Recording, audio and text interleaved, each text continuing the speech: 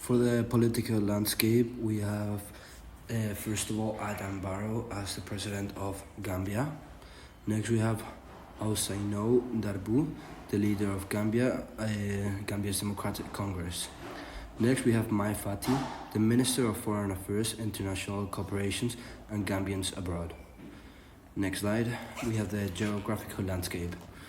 First, we have the introduction of the country.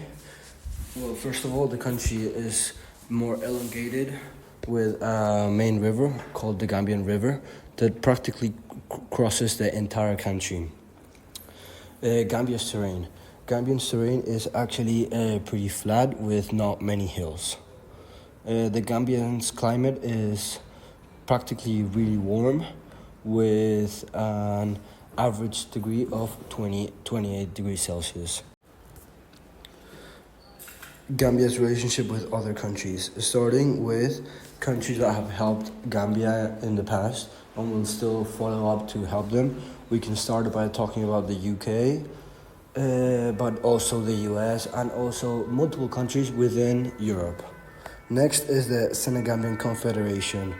They have worked together and they have what they call the Senegambian Confederation since Gambia is fully surrounded by Senegal. Next is the ECOWAS. There is this treaty between all the countries in West Africa where they collaborate and help each other. Next slide. The culture in Gambia is really diverse and they have over 19 ethnic groups, each with their own language, traditions, costumes, etc. Majority of Christians are mainly Islam religion, but there is also a Muslim part and some minority of Christians within the country. Next is the society in Gambia is actually mainly played by men. The role is mainly held by men, but nowadays there's starting to be a growing of women being in power, like in politics, etc. First, we go with main sources of income. The main source of income right now is mainly agriculture and tourism within the country. Next, we have the diversifying sources of income within the country. Well, nowadays they have been receiving help from other countries, like I said before, the UK, the US, places from Europe, but they're looking to obtain money through sources within the country. And next is the poverty. That is something that they're fighting against right now, and they are looking to reduce the amount of poverty within the country. Next, we pass into time taken to open a business in Gambia. As you can see in the screen, we have in order how much time in average it would take us to reserve a name, registration application, the company information, tax identification number, bank account opening, finally other regulatory compliances. This can all be done within 2 to 4 weeks, and multiple of these, even though you can see the amount of days and weeks, some of them can be done all at the same time. Next, we pass on to the business structure. In Gambia, we can find two types of business structure: the sole proprietorship and the limited liability company. The first one means that if your business goes in debt, you are personally liable for any loans and money that's owned. On the second one, you are not liable for any debts within the business, so they won't be going for your assets to pay the loans or any money that is owned by the business. Next is the registration process for both structures. This actually connects into the time taken to open the business in Gambia, and this is just a breakdown of what each one of them is. The name reservation, the registration application, the compliance, the company information, the tax identification, and then to finish off, we have the other regulatory compliances. Before starting a business in another country, finding the right location is very important. In Banjul, there are two ports: the port of Banjul, which is a seaport, and the Banjul International Airport. The seaport accounts the 90% of the total trade of the country. It's responsible for the distribution of the goods for neighbor countries such as Mali, Senegal, Guinea-Bissau, and there works a lot of container shipping companies such as Grimaldi, Delmas, Marks, etc. Here we can see two pictures of the seaport and of the airport. Being near a port and having quick access to them has a lot of benefits, such as global connectivity. You will have more opportunities to do international trade. The second one, the shipping time and cost will be less because the goods need to travel shorter distances, so the products can be got to the market quicker. So because of that, the customer service will be improved, so you will have a better market position and you will stand out from your competitors. The tax overview in Gambia. The standard VAT is 16%, but there are a lot of taxes to take into account, such as the domestic VAT, which is applied to the goods and services, the import VAT, which is depending on how many imports are done, the corporation income, it's applied depending on the profit of the company, the partnership, the business. There is also a personal income, which is the same as the corporate income, but this refers to the individual income or the sole proprietorship or the enterprise owners. There are also capital gains, which is depending on how many sales or how many disposal of capital access do you have. There are also the rental income, which is depending on how much money you received from leasing or renting properties. And the last one is pay as you earn, which is depending on your earning individuals. Laws and regulations. We need to take into account that the Gambian legal system is combined of three different laws. The first one will be the Islamic law because the religion in this country is Muslim, so some laws are taken from the Islam. The second one is the English common law because Gambia has been a British colony, so some laws were applied to the court. And then there are some customary laws that are based on the Gambia's traditions and customs. But there are some legislations which need to be taken into account for business, which establish like the presence in the country of your business.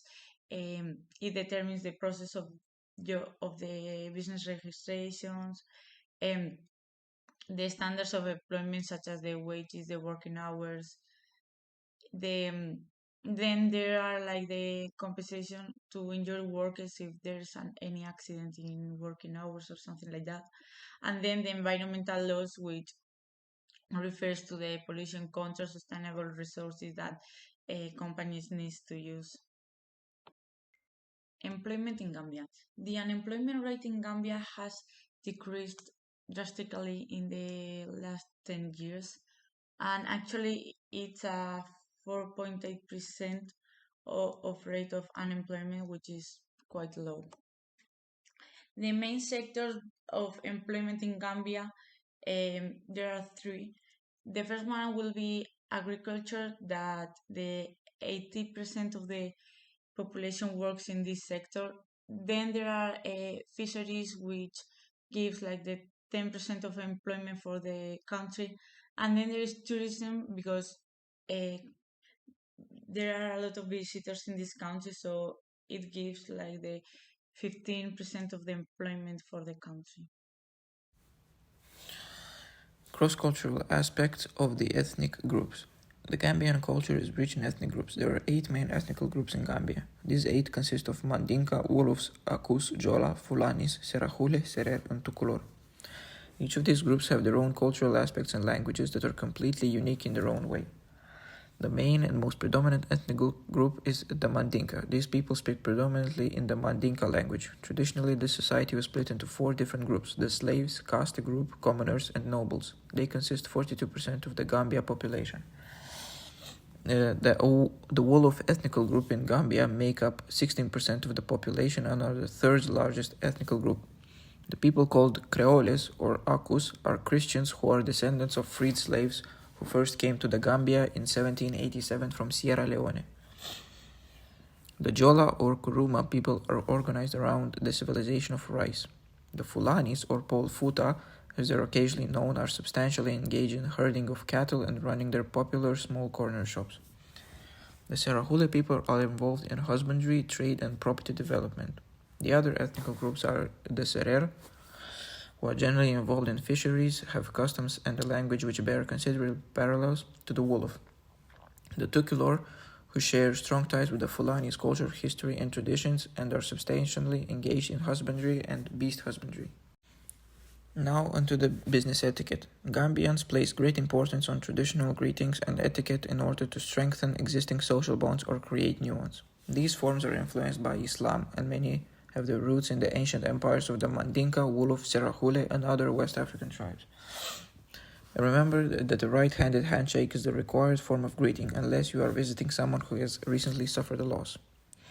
If someone is busy at work or has their hands tied, they will offer you their forearm instead, and you will hold their arm as if it were their hand. Furthermore, do not give anything to people using your left hand, as this is seen as an insult, and as the hand used for toilet purposes and other actions is deemed unhygienic. If you really lost, a simple hello and how are you will suffice. Most people who live in urban areas will understand this phrase and understand that as a foreigner you may not be familiar with local traditions. Amongst Gambians, especially the Mandinka, greetings can be very elaborate, especially among the older generations. This includes asking about the well-being of an individual's family and then focusing on more mundane matters such as the weather or other local complaints. Although most people will understand much of Western customs, do respect their religious beliefs, cultural norms, and customs if you want to avoid offending anyone. For example, only use your right hand to give or receive food, money, or any other item. Next point is negotiation and business deal. We are going to start talking about one of the most important parts while doing business in Gambia, that is relationship building. It's based on trust and familiarity, and characterized by a sense of community, respect, and social interaction. Then we have respect and politeness, which is deeply influenced by social norms and values. Respect and politeness contribute to the establishment of trust, effective communication, and the building of enduring relationships. Hospitality. Hospitality plays a crucial role in the business environment in Gambia, and understanding and embracing local hospitality customs can significantly impact the success of your business endeavors. Next point, we are going to talk about the patience and why is that much important while doing business in Gambia. Gambians often make decisions slowly and deliberately and expect their business partners to do the same. Bureaucracy can be slow and tedious, and it's important to be prepared. About the economy is relatively small and fragile, and business can be affected by external factors, such as changes in the weather or raw material prices. Understand the culture. Why is important to understand the culture while making business? Gambians value cooperation and trust and expect their trading partners to do the same. If you don't understand Gambian culture, you will probably make mistakes that can damage your relationship with your partners. Gambian culture can be subtle, and it's important to be observant and pay attention to cultural cues. Last but not least, we are going to talk about the indirect communication. Why is indirect communication important for makeup business? Gambians often avoid saying no directly, as this may be considered rude or disrespectful. Indirect communication can be a way to show respect and can be a way to preserve peace as well.